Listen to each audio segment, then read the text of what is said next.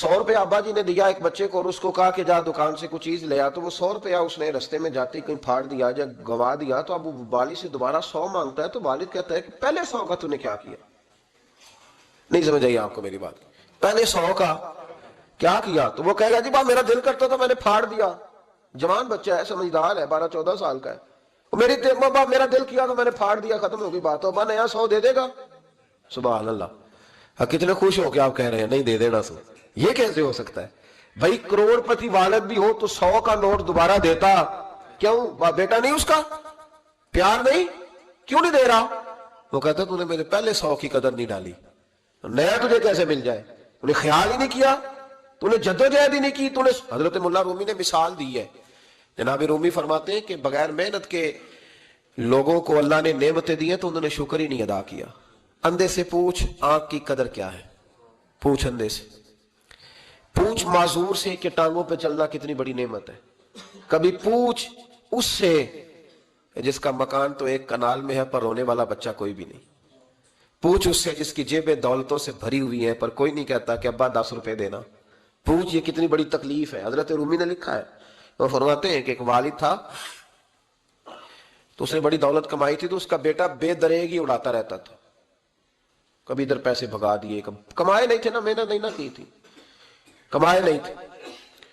والد بڑا سمجھاتا تھا پر سمجھ نہیں آتی تھی، لیکن اس کے ابا کے ذہن میں ایک بات آئی، وہ کہنے لگا بیٹے یار میں کنگال ہو گیا ہوں، اچانک حالات خراب ہو گئے، ایک آنا مجھے چاہیے، دوائی خریدنی ہے، کہیں سے لے کے آؤ۔ اس نے کہا ابا مسئلہ ہی کوئی نہیں، یار ہی بڑے ہیں، بہت سارے لوگوں کے ساتھ رات میں جاتا ہوں روٹی کھانے ہوٹل میں، کئی ہیں جو میرا انتظار کر رہے ہوتے ہیں، فیس بک والے اور جناب وہ سیلفی والے، بڑے سارے ہیں جو کہتے ہیں تیرے بغیر گزارا ہی نہیں، بڑے ہیں جو روز سویرے اٹھ کے پہلے مجھے السلام علیکم کا میسج کرتے ہیں پھر اس کے بعد کسی اور سے، بڑے ہیں کوئی مسئلہ ہی نہیں۔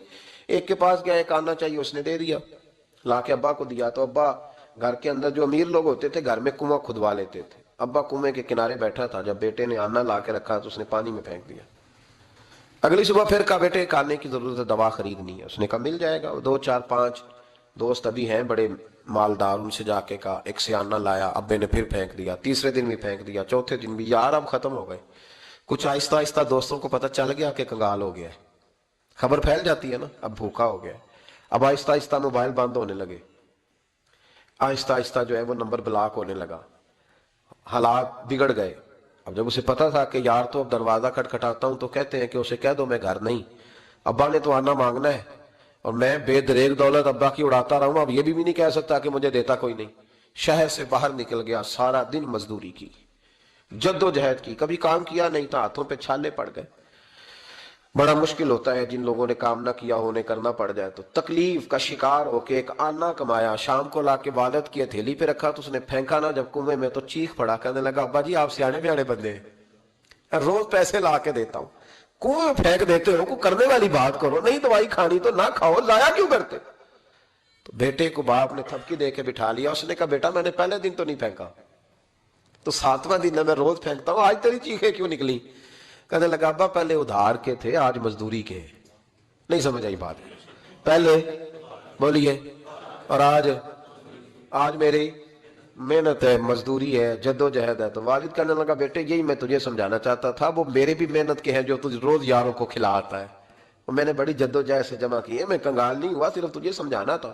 او بھائی یہ آنکھیں تیری محنت کی نہیں نا، اس لیے تو شکر نہیں ادا کرتا، یہ وجود، یہ ٹانگیں، یہ شعور، یہ تیری جد و جہد کا نہیں، جو عقل کی دولت اللہ نے دی ہے نا یہ تیری محنت کی نہیں، اگر محنت کی ہوتی تو سجدے میں پڑا رہتا، تو خیال کرتا اللہ نے آنکھیں دی ہے قرآن دیکھنے کے لیے، جب کوئی کسی گندی چیز کو دیکھتا ہے تو ناشکری کرتا ہے، جب غلط طرف اٹھاتا ہے یہ چیزیں تو ناشکری کرتا ہے۔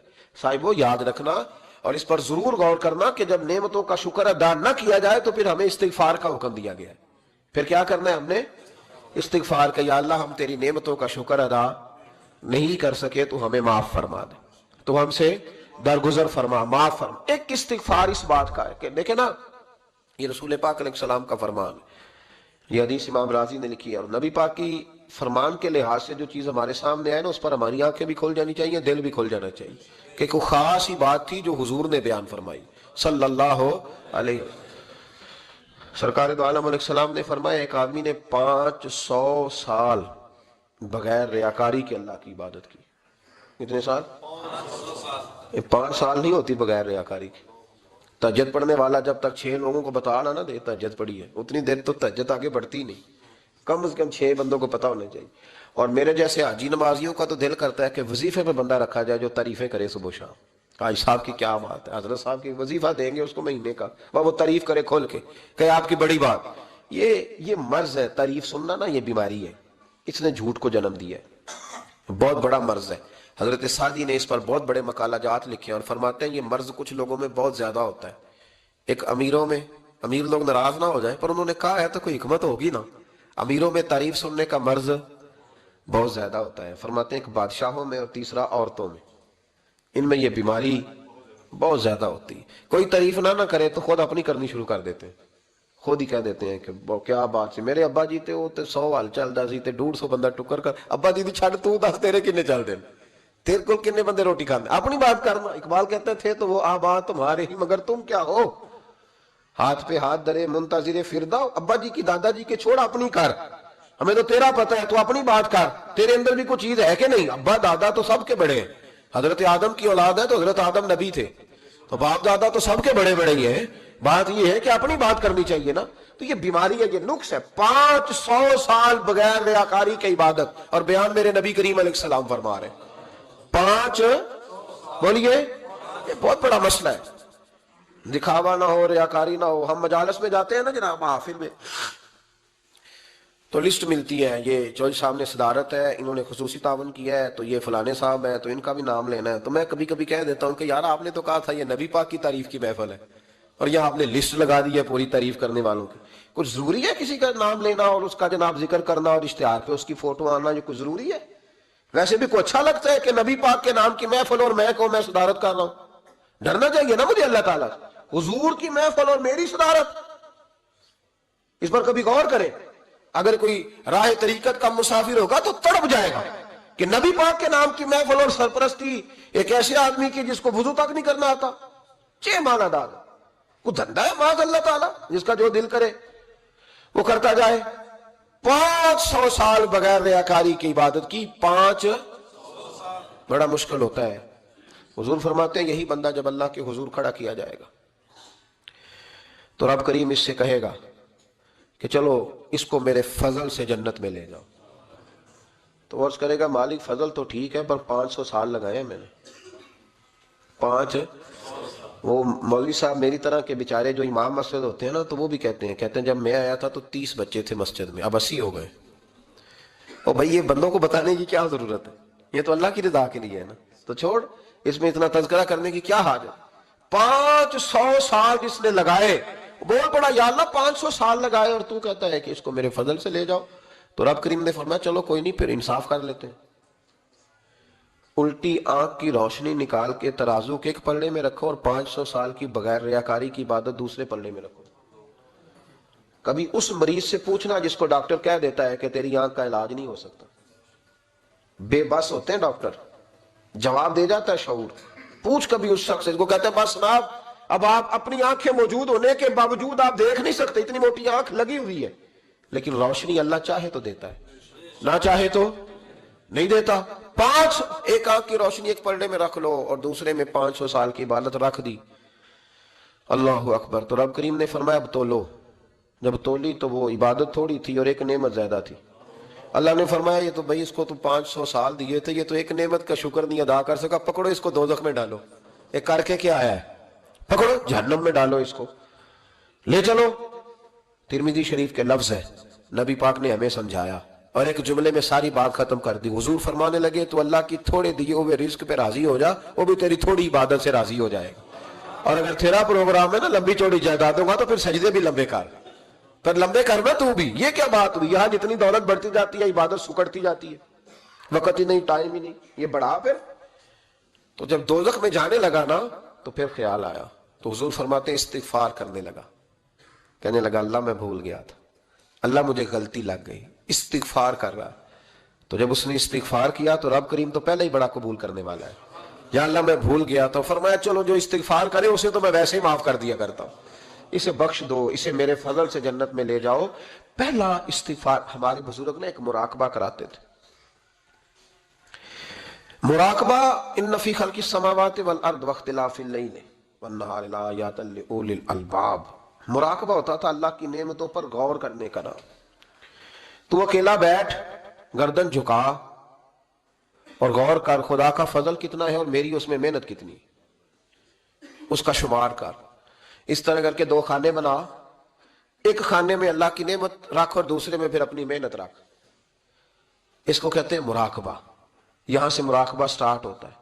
اور اگر تو شکر ادا کر رہا ہے تو پھر ٹھیک ہے، ورنہ پھر استغفار کر، پھر اللہ کے حضور معافی مانگ، پھر اس کے حضور آہوزاری کر، پھر اس سے کہہ کہ وہ معاف کرے۔ ہم لوگ یہ والا مراقبہ نہیں کرتے، اس لیے جو چیز ہے وہ تو میرا حق تھا، مجھے فٹافٹ دوسری بھی چاہیے۔ استغفار کریں اس لیے کہ ہم شکر ادا صحیح طور پر کر سکے۔ پھر اس کے بعد دوسرا استغفار اس وقت ہوتا ہے اللہ اکبر کہ جب انسان باشعور زیادہ ہو پر بے عمل بھی اتنا ہی زیادہ ہو، اسے بھی استغفار زیادہ کرنا چاہیے۔ اب میرے سمیت کسی بھی آدمی کو چھیڑیں گے نا تو دنیا اور مافیہ کی وہ باتیں کرے گا، لیکن جب اس کا عمل دیکھا جائے گا تو کچا سا، پلپلا سا، کمزور سا۔ یعنی ایسے لوگ ہیں جو ماں باپ کی عظمت پر 6 گھنٹے تقریر کر سکتے ہیں، لیکن اگر ان کی اماں سے جا کے پوچھا جائے کہ بیٹے کا حال کیا ہے جی، تو کہتے ہیں بڑی تکلیف میں ہوں، اپنے بیٹے کے سبب سے وہ بڑی آزمائش کا شکار۔ بھئی تیری 6 گھنٹے کی تقریر کا معنی کیا ہوا؟ تو لفظوں کے گورکھ دھندے کا ماہر ہے۔ لفظ، میں ادھر گیا ہوا تھا بڑی دور پنجاب کے ایک شہر میں، تو ایک صاحب مجھے کہنے لگے کہ میری 21ویں سالانہ محفل ہے۔ میں نے کہا آپ نماز پڑھتے ہیں؟ کہتے نہیں۔ تو میں نے کہا محفل کا کیا معنی رکھا ہوا ہے آپ نے؟ یہ کیا ہے، رسم ہے؟ فلاں بہت بڑے عالم کو میں نے بلایا، فلاں کو بھی بلایا، فلاں نعت خامی، یہ کیا ہے؟ اگر تو نمازی نہیں آج تک، اس کو کیا سمجھتا ہے تو؟ میرے لیے فلاں بزرگ سے بھی تعلقات ہے، تو تو نے کیا حاصل کیا ان سے؟ تعلقات کا کیا مطلب ہوتا ہے؟ فوٹو آتی ہے ساتھ، اخباروں میں تصویر لگ گئی، فیس بک پہ آ گیا کہ میں ان سے ملا ہوں، اتنا تعلق ہے؟ یہاں تو بھائی خوشبو کے قریب سے بندہ گزر جائے تو خوشبو آنے لگ جاتی ہے۔ تو نے پایا کیا؟ شعور ہونا اور عمل نہ ہونا بہت بڑی مصیبت ہے۔ اس سے اللہ کی بارگاہ میں استغفار کرنا چاہیے۔ یعنی انسان کو عقل ہو، پتہ ہو، خبر ہو، پر اس کے پاس دھیلے کا عمل نہ ہو۔ اس کو 3400 حدیث آتی ہو کہ نماز نہ پڑھنے والے کی سزا یہ ہے، پھر بھی نہ پڑھے تو سزا ہے کہ نہیں اللہ کی طرف سے؟ حضرت رومی رحمت اللہ علیہ فرمایا کرتے تھے بہت سارے بندوں کو اللہ سارا کچھ دیتا ہے، مسجد آنے کی توفیق نہیں دیتا۔ معنی یہ ہے کہ اللہ ان سے ناراض ہے۔ وہ کہتے ہیں کہ میں بڑا سمارٹ ہوں۔ تو عقل ہونا اور عمل نہ ہونا، اس پر بھی استغفار کرنا چاہیے۔ شعور ہو اور انسان کو عمل کی توفیق۔ یار ساری زندگی گورکھ دھندے میں گزر گئی لوگوں کی، لفظوں کے بڑے ماہر رہے، اور میں ایسے لوگوں کو دیکھتا ہوں تقریریں 6 گھنٹے کی، او ہو 9 گھنٹے کی تقریریں سنتے، بیٹھتے ہیں مجالس میں، نماز کا وقت آتا تو مصیبت بن جاتی، بھاگتے، جان چھڑاتے۔ مسجد کی حاضری 20 منٹ کی بھی صحیح نہیں دے سکتے۔ کیا ہے یہ کیوں بہت بن گیا تیرے اوپر؟ غور کر، ڈر اللہ سے۔ میرے نبی کریم علیہ وآلہ وسلم نے ارشاد فرمایا قیامت کے دن کچھ لوگ کئیوں کی بات سن کے جنت میں چلے جائیں گے۔ اللہ تعالی ہماری پردہ پوشی عطا فرمائے۔ کہا کچھ تبلیغیں کرنے والے دوزخ کے دروازے پہ کھڑے ہوں گے تو وہ جنتی کہیں گے کہ مولانا پیر صاحب ہم تو آپ کی بات سن کے جنت میں جا رہے ہیں، تو آپ یہاں کیوں کھڑے ہیں؟ تو وہ کہیں گے ہائے افسوس، میں کہتا تو رہا پر عمل نہ کر سکا۔ میں عمل ہے، اس سے مراد صرف ممبر میں بیٹھنے والا مولوی نہیں، اس سے ہر وہ شخص مراد ہے جو نصیحتیں تو بڑی کرتا ہے لیکن خود عمل ہے۔ وہ بہت بڑا الفاظ کا ذخیرہ رکھتا ہے پر عمل کے لیے 2 سجدے بھی صحیح طریقے سے دے سکتا، پھر وہ استغفار کرے، پھر وہ اللہ کی بارگاہ میں معافی مانگے، پھر وہ توبہ کرے۔ اس لیے کہ جو جتنا بڑا ہوتا تھا نا اس پہ خشیت بھی اتنی زیادہ طاری ہوتی، اس پر خشیت بھی اتنی، جتنا حضرت عمر فاروق رضی اللہ تعالیٰ عنہ کو زخم لگ گیا، شدید زخم لگا، آپ آ گئے، بڑی زیادہ خون بہ گیا ہے، بہت سارے صحابہ آپ کے گرد جمع ہو گئے، حضرت عبداللہ ابن مسعود بھی آ گئے، تو جناب عمر رونے لگ گئے۔ اب تو رونا آتا ہی نہیں لوگوں کو۔ حضرت محی الدین ابن عربی کہا کرتے تھے جس کو پورا ہفتہ ہو گیا ہے نا وہ طریقت کا مسافر بھی، جاگ رہے ہیں آپ حضرات؟ کہتے تھے جس کو پورا ہفتہ ہو گیا نا طریقت کا مسافر بھی ہے پر اللہ رسول کی یاد میں رویا نہیں۔ فرماتے تھے مجھے تو اس کے ایمان پر شک ہونے لگ گیا کہ 8 دن ہو گئے، اسے خیال ہی نہیں آیا۔ حضرت عمر میدان میں جس شخص کے کبھی پاؤں نہیں لڑکھڑائے، اللہ رسول کی بات آتی تھی تو دریا بہتے تھے آنسو، یہاں حال ہی کوئی نہیں، खुश्क खुश जुमले और जनाब मोटे मोटे तराशे हुए फिक्रे और लफ्जों की हेरा फेरी, इसके अलावा कोई चीज नजर ही नहीं आती। हजरत उमर रोने लगे, आखिरी वक्त है, तड़प रहे हैं, आंसू बह रहे। हजरत अब्दुल्ला इब्न मसूद आ गए, उन्होंने कहा उमर तेरी हिजरत भी बड़ी बाकमाल थी, तेरा इस्लाम कबूल करना भी बड़ा ही बाकमाल था, हुजूर भी तुझसे हमेशा राजी रहे। उमर तू रोता क्यों है यार? बात तो यह है कि जब तूने खिलाफत संभाली तो फिर तेरे तरीके भी बाकमाल ही थे, और जब तू मैदान में उतरता था फिर भी तेरे मामलात बाकमाल थे, और जब तू माले गनीमत बांटता था फिर भी तू बाकमाल। यार हर मौके पे तू बाकमाल था, तो जाते दफा रोता क्यों है? उनका इस्तिगफार देखो, उनकी तौबा देखो। हजरत उमर फिर रो पड़े, कहने लगे अब्दुल्ला लोगों को मेरी नेकियों का पता है, गुनाहों का तो नहीं ना पता। वो तो मैं जानता हूं या मेरा मालिक जानता है ना। नेकियां तो सबके सामने, पर मन आनम के मन दानम जो अंदर छुपे हुए गुनाहों के ढेर है वो तो मैं जानता हूं। कहा तूने मेरे कलमा पढ़ने से लेकर मेरी हुकूमत तक मेरी सारी नेकियां गिनवाई हैं, अब दुआ कर मेरे लिए। कह रहा मेरी नेकियां और बदियां बराबर बराबर कर दे, मुझे दर्जा नहीं चाहिए, बस अल्लाह मुझे माफ कर दे। दर्जों की जरूरत नहीं है। यहां तो लोग दर्जात लेके बैठे। हाफिज कहता है कि मैं जितने आयतें होंगी उतने मेरे दर्जे बुलंद होंगे। पहले दर्जों वाला काम तो कोई करना। मौलाना कहते हैं कि नूर के मिंबर पे बैठूंगा, भाई पहले बता नूर के मिंबर की तरफ तेरा सफर भी जारी है कि नहीं। ताजर कहता है कि मैं सखावत करूंगा तो हजरत उस्मान के साथ जगह मिलेगी, पर हजरत उस्मान की सखावत और अपनी सखावत का फर्क भी देख। मुजाहिद कहता है कि मैं नबी पाक के जिहाद वाले सहाबा की पुश्त पे रहूंगा, तो पहले अपने काम तो देख। और जब सारी बातें समझ में ना आए तो फिर अल्लाह की बारगाह में इस्तिगफार कर, फिर बैठ। बड़े लोग इस्तिगफार करते, माफी चाहते, और ये इस्तिगफार फिर इतना करम करता, इतनी आसानी करता, इस कदर बेहतरी करता कि वो मांग तो अपने गुनाहों की माफी रहे होते थे और अल्लाह रहमतों के दरवाजे खोल देता था। अल्लाह उन पर करम के दरवाजे। हजरत इमाम हसन के पास एक शख्स आया, हजरत अमीर माविया में बैठे थे, तो उसने इमाम हसन से आके कहा कि हुजूर औलाद नहीं है, कोई दुआ कर दे। तो जो है मेरी बात पर, अब भी लोग पीरों के पास आते हैं ना, माशाल्लाह से, अल्लाह खैर फरमाए। तो पीर साहब अगर वजीफा बताएं तो वजीफा चूंकि पढ़ना पड़ता है, वो काम मुश्किल है। लिहाजा तवीज तो पीरों ने भी अब माशाल्लाह बड़ी तरक्की कर ली, उन्होंने भी तवीज छुपवा के रख लिए। कौन लिखे इतने तवीज, जो कि हर मुरीद को तो तवीज चाहिए। उन्होंने ना जी तवीज पक्के छुपवा लिए, कुछ ने मोहरे बनवा लिए। तो देखता रहता हूँ, मेरा शौब है ना, मैं देखता रहता हूँ कि मोहर लगाई, उसको बांधा, अल्लाह खैर करेगा। तो अब वो नफसियाती मामला है, जाहिर है 100 बंदा तवीज लेके गया है तो 1.5 को तो फर्क पड़ेगा ही ना बीच में से। तो जिसको फर्क पड़ गया उसका फेसबुक पे दे दिया कि ये मेरी करामत है जी। तो जिसका ना पड़ा जी, जेड़े महरम राज हकीकत दे ओ ते राज हकीकत खोल दे ही नहीं। ये जिन्ना वेख्या नहीं ओ करन गल्ला, जिन्ना वेख लिया ओ ते बोल दे ही नहीं। हमारे एक हजरत थे तो उनके पास हम बैठे थे, नेक आदमी, तो तवीज दिया तो मुरीद कहने लगा हुजूर दोबारा कब आऊं? कहने लगे फर्क पड़ गया तो आ जाना, नहीं तो कहीं और चले जाना।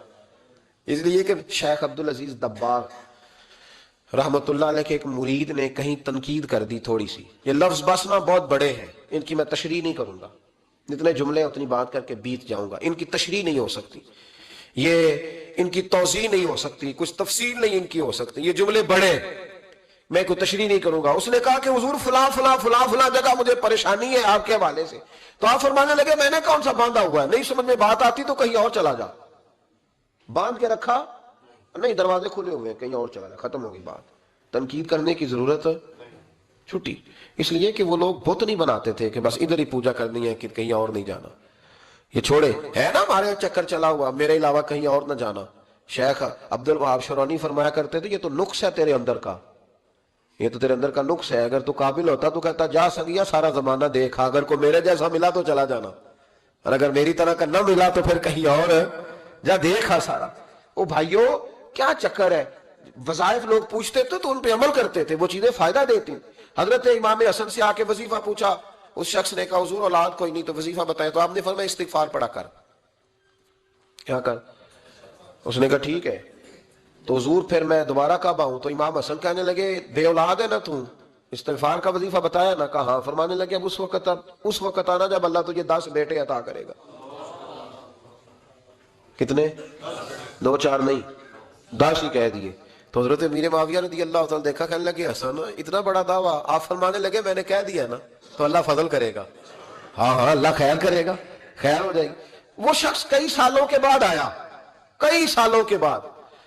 تو حضرت امیر معاویہ کو بھی ساتھ لایا, کہنے لگا حضور اللہ کے فضل سے اللہ نے 10 بیٹے عطا فرمائے, پورے 10 ہی اللہ نے دیے. تو حضرت امیر معاویہ کہنے لگے جناب بات تو آپ کی سچی ہو گئی, پر مجھے بھی بتائیے وظیفہ کہاں سے لیا؟ فرمانے لگے قرآن پاک سے. سورہ نوح کی 10, 11, 12 آیت پڑھو. اللہ فرماتے ہیں تم استغفار پڑھو, میں تمہاری بیٹوں سے بھی مدد کروں گا, مالوں سے بھی مدد کروں گا. تو میں نے استغفار بتائی تھی, اور قرآن میرے اللہ کا ہے, رب کا وعدہ جھوٹا ہو سکتا؟ فرمایا 10 بیٹے ملنے تھے, میں نے کہہ جو دیا تھا. وہ میرے بھائیوں یاد رکھے, استغفار اللہ کی رحمت نازل کرتا. ایک ہوتا ہے خوف, ایک ہوتی ہے خشیت. خوف والے لوگ توبہ کرتے ہیں, خشیت والے استغفار کرتے ہیں. ایک ہوتا ہے خوف, ایک ہوتی ہے خشیت والے استغفار کرتے ہیں. نبی کریم علیہ السلام نے فرمایا میں دن میں 100 مرتبہ استغفار کرتا ہوں, دن میں. توبہ والا کہتا ہے کہ میں بھول گیا تھا, مجھے معافی مل جائے. اور خشیت والا کہتا ہے میرا یار ناراض نہ ہو جائے, وہ استغفار ہی کرتا رہتا ہے, وہ معافی مانگ. حضرت رومی نے مثال دی ہے, فرماتے ہیں ایک عورت تھی تو بھیک مانگا کرتی تھی. ایک دن بادشاہ کے دروازے پہ بھیک مانگنے گئی تو بادشاہ کو پسند آ گئی, اس نے نکاح کر لیا. 20 کنیزائیں اس بی بی کے پاس تھی خدمت کرنے کے لیے, روٹی دینے کے لیے, کپڑا دینے کے لیے, لیکن وہ ہر وقت روتی رہتی تھی, ہر وقت روتی. ایک سمجھدار کنیز کہنے لگی کہ ملکہ اب تیرا درجہ بہت بڑا ہے, تو ہر وقت روتی رہتی ہے, معافی ہی مانگتی رہتی ہے ہر وقت, کون سی ایسی نعمت ہے جو تیرے پاس نہیں؟ تو وہ کہنے لگی اس لیے تو روتی ہوں. کیا مانا؟ کہنے لگی اس لیے روتی ہوں کہ میں اس قابل نہیں تھی جو مجھے مل گیا, کہیں میرے سر کا سائیں ناراض نہ ہو جائے, وہ کہیں بگڑ نہ جائے. مجھے پتا ہے کہ میں کیا تھی اور مجھے کہاں تک پہنچا دیا. میں روتی اس لیے ہوں کہ کبھی کہیں وہ ناراض. حضرت عمر اس لیے روتے تھے کہ کہیں مصطفیٰ ناراض نہ ہو جائے. حضرت ابو بکر اس لیے تڑپتے تھے کہ کہیں اللہ کا فضل روٹھ نہ جائے. یہ جو مولا علی اپنے کمرے میں بیٹھ کے زور زور سے استغفار پڑھتے, تو اس لیے نہیں کہ بڑے پاپ تھے جن کی معاذ اللہ معافی مانگتے تھے, اس لیے کہ رب رسول کہیں ناراض نہ ہو. خشیت تھی کہ جہاں ہم پہنچے ہوئے کہیں وہاں سے واپس. استغفار بندے کی اللہ سے صلح کرا دیتا ہے, بندے کی رب سے صلح ہو جاتی ہے جب استغفار. دیکھیں نا, بڑی سادی سی بات ہے کہ 2 بھائی ناراض ہوں تو بڑا کہتا ہے اس نے میری بے ادبی بڑی کی, تو چھوٹا اگر پاس آ جائے اور پیر پکڑ لے کہ چل یار معاف کر دے, تیرا بھائی نہیں. پتہ کیا ہوتا ہے, صرف معافی نہیں ملتی. ہاں صرف معافی نہیں, چھوٹے نے بے ادبی کر دی, بڑے کو تکلیف ہوئی, بات جب آگے بڑھی نا تو بڑے نے شکوہ کیا. جب لوگوں نے چھوٹے کو سمجھایا تو چھوٹا جب معافی مانگتا, ادھر دیکھو میری طرف, جب چھوٹا معافی مانگتا ہے نا اٹھ کے جاتا ہے اور بڑے کے پیر پکڑتا ہے تو میرا معاف نہیں کرتا, بڑا رو بھی پڑتا ہے, بڑا رو بھی پڑتا ہے. اور وہ کہتا ہے کہ وہ میں اور تم اماں کے پاس اکٹھے بیٹھتے, ایک باپ کی موٹر سائیکل پہ اکٹھے بیٹھتے, تو تیرا اور میرا رشتہ اتیار, تو نے یہ کیوں؟ وہ جو آنسو نکلتے ہیں نا, وہ درد ہوتا ہے, وہ کیف ہوتا ہے, وہ سوز ہوتا ہے, وہ لذت ہوتی ہے, وہ پیار ہوتا ہے. رب کہتا ہے تو معافی مانگ, انہو کان غفارا, تو معافی مانگ, میں تجھے معاف بھی کروں گا, تیرے اوپر رحمت بھی فرماؤں گا, تیرے اوپر کرم نوازی بھی کروں گا, تجھے نواز دوں گا, تجھے عطا کروں گا. حضرت موسیٰ کلیم اللہ علیہ السلام کا زمانہ مبارکہ تھا, قحط پڑ گیا, بارش نہیں ہوتی. ہم لوگ نا, اب تو خیر ہمارے پاکستان میں تو ٹیبل ٹاک ہوتی ہے, ٹاک شو ہوتے ہیں. ہمارے ہاں تو پتہ کیا جاتا ہے کہ بارش ہو کیوں نہیں رہی, پھر اس پہ یہ ہوتا ہے کہ دھواں بڑا چڑھ گیا ہے, حالات بڑے خراب ہیں, فلاں ایسے ہو گیا, قحط کا. ہم تو اسباب تلاش کرتے رہتے ہیں نا جی, فوق بہت زیادہ ہے, فلاں چیز ایسے ہے, فلاں چیز ایسے, ہم تو یہ تلاش کرتے رہتے ہیں. وہ لوگ یوں نہیں کرتے تھے, وہ سیدھے جا کے مسلوں پہ بیٹھتے تھے, اس لیے کہ وہ کہتے تھے جب رب چاہتا ہے تو پھر کوئی چیز کسی چیز کو روک سکتی, وہ سیدھے مسلے پہ بیٹھتے. اعلیٰ حضرت فاضل بریلوی رحمۃ اللہ علیہ کے پاس ایک مولانا محمد حسین آئے, وہ فلکیات کے بڑے ماہر تھے. تو اعلیٰ حضرت نے فرمایا ذرا ستاروں کا حساب لگا کے دکھاؤ بارش کب ہوگی. کہنے لگا پورا مہینہ تو نہیں ہوگی. تو اعلیٰ حضرت رحمۃ اللہ علیہ فرمانے لگے کہو کہ میرا علم کہتا ہے مہینہ نہیں ہوگی, اللہ چاہے تو ابھی ہو سکتی ہے.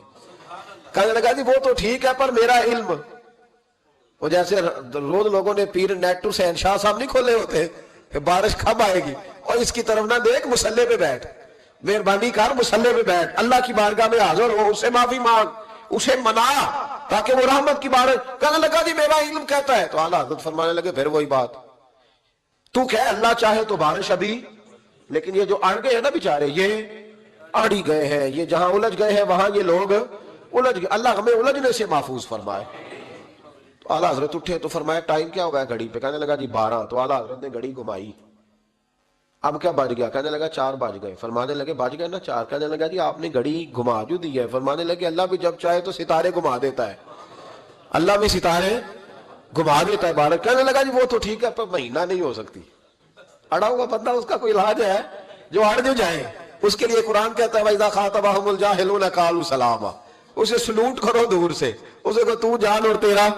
کہنے لگا جی ہو نہیں سکتی پورا مہینہ۔ فرمانے لگے یار تو جا اپنا کام کر۔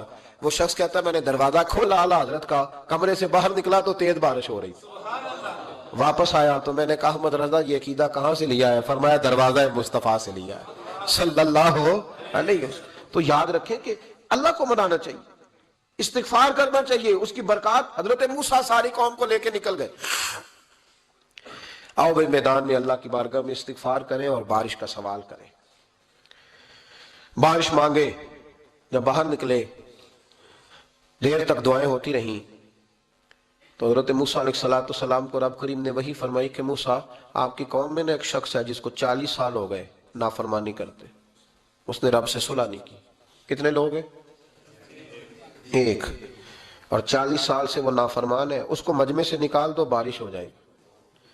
اگر ایک گناہگار کی وجہ سے بارش رک جاتی ہے اور جہاں دروازے کھلے ہوئے ہوں، جہاں تنہائیاں خوفناک ہوں، اور جہاں تباہی اتری ہوئی ہو، اور جہاں لوگ کروڑوں روپیہ مال ہڑپ کر گئے ہوں، اور جہاں علماء کو ہاتھ کڑیاں لگا کے ٹھنڈی زمینوں پہ لٹا دیا جائے اور قوم کہہ رہی ہو اچھا ہوا اچھا ہوا، اور لوگ پھبتیاں اڑا رہے ہوں، مذاق کر رہے ہوں، تو پھر اس قوم پہ کس طرح کر کے فضل الہی۔ اور یہ مولوی کا معاملہ نہیں، یہ تو ممبر رسول کا معاملہ ہے۔ میرے مصطفیٰ نے یہ نہیں کہا پیر میرا وارث ہے، حضور نے فرمایا عالم میرے دین کے وارث ہے۔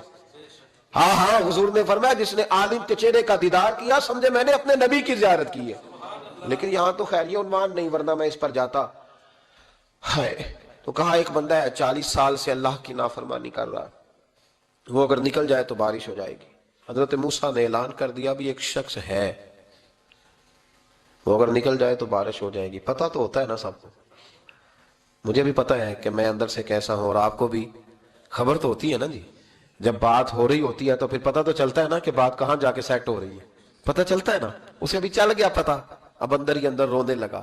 اور دیکھو امام رازی اور امام غزالی دونوں نے لکھا ہے کہ اس درد سے رویا، اس درد سے کہ ادھر والے کو بھی پتہ نہ چل جائے، مجمع کے اندر کھڑا ہے اور ادھر والے کو بھی استغفار، دیکھو ادھر والے کو بھی پتہ نہ چل جائے اور ادھر والے کو بھی کہیں ہجوم غم میں بھی توہین ضبط غم نہ ہوئی، ہم اس احتیاط سے روئے کہ آنکھ نم نہ ہوئی۔ ہجوم غم میں بھی توہین ضبط غم نہ ہوئی، ہم اس احتیاط سے روئے کہ آنکھ نم نہ ہوئی، روئے بھی پر کسی کو آنسو نہیں دیکھنے دیے۔ اب اس درد سے کہتا ہے اللہ تو تو معاف کرنے والا ہے نا، تو معاف کرتا ہے، پردہ پوشی کرتا ہے، اور مالک اگر لوگوں کو پتہ چل گیا تو میرے تو بچوں کا بھی جینا حرام کر دے گا، یا اللہ میری تو آنے والی نسل بھی تڑپ کے وقت گزارے گی۔ مالک تو معاف کر دیا کرتا ہے، لوگ نہیں معاف کرتے، اے اللہ یہ میری خوبیاں بھول جائیں گے، میری خامیوں پر بات، مالک میں یہ ذلت نہیں برداشت کر سکتا، فضل فرما۔ حضرت موسیٰ نے دوبارہ اعلان کیا نکلتے ہو کہ نہیں نکلتے؟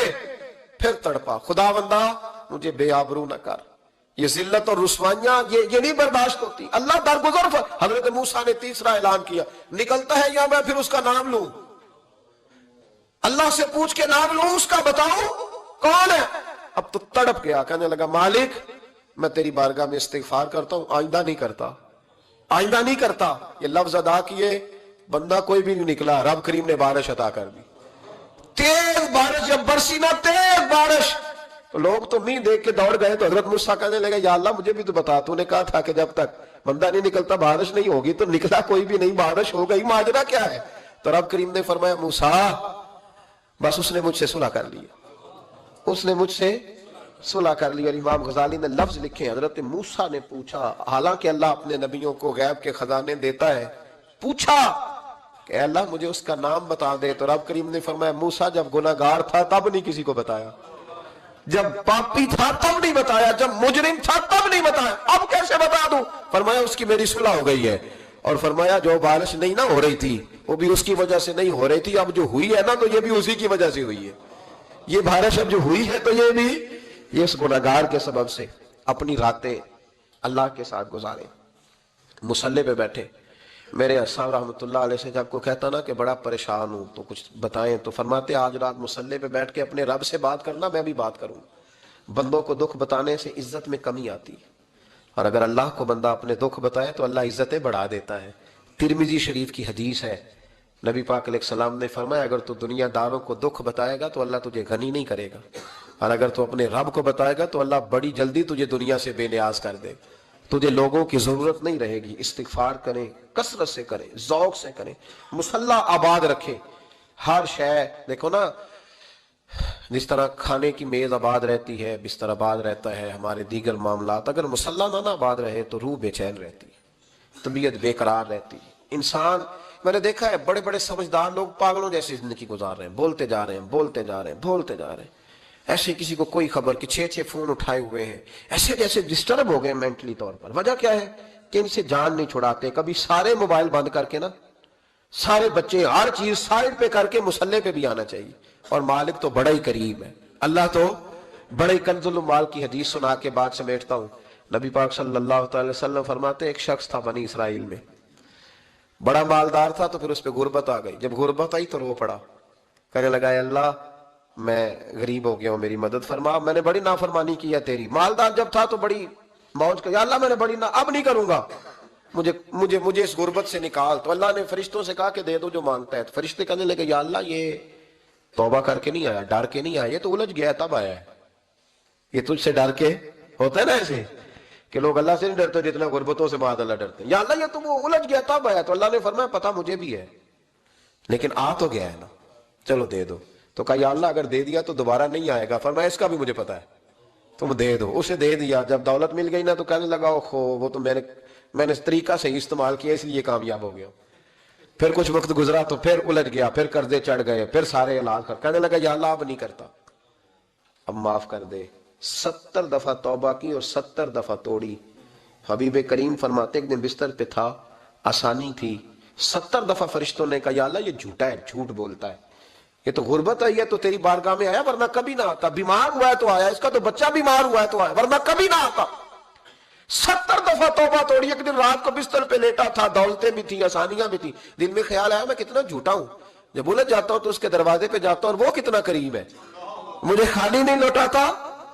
تڑپ اٹھا، آنسو نکل گئے، اٹھ کے مصلی پہ کھڑا ہوا تو رب کریم نے فرشتوں سے فرمایا کھول کے دیکھو دروازے، آج یہ غربت کی وجہ سے نہیں آیا، آج میرا بن کے آیا ہے.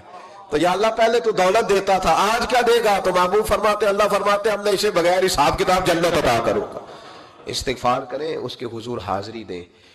جس طرح سارا کچھ چھوڑ چھاڑ کے لوگ کہتے ہیں کہ 1 مہینہ میں نے کسی سیاحتی مقام پہ رہنا ہے، میں نے اب کسی ٹھنڈے علاقے میں چلے جانا ہے، برف باری دیکھنی ہے، سیر کرنی ہے، 10 دن کی چھٹیاں وہاں گزارنی ہے. چلو 7 چھٹیاں وہاں گزار لو، 3 دن اپنے اللہ کے ساتھ گزارو. روزے رکھو، دن کو رات کو قرآن شریف پڑھو، تلاوت، کچھ وقت دو اللہ کے ساتھ حضور پر درود و سلام بھیجنے کے لیے، نبی پاک کی نعت کے لیے، اذکار کے لیے، بزرگوں کے لیے. پھر دیکھنا اللہ روح کو کتنا سکون دیتا ہے. آخر دعوانا الحمدللہ رب العالمین.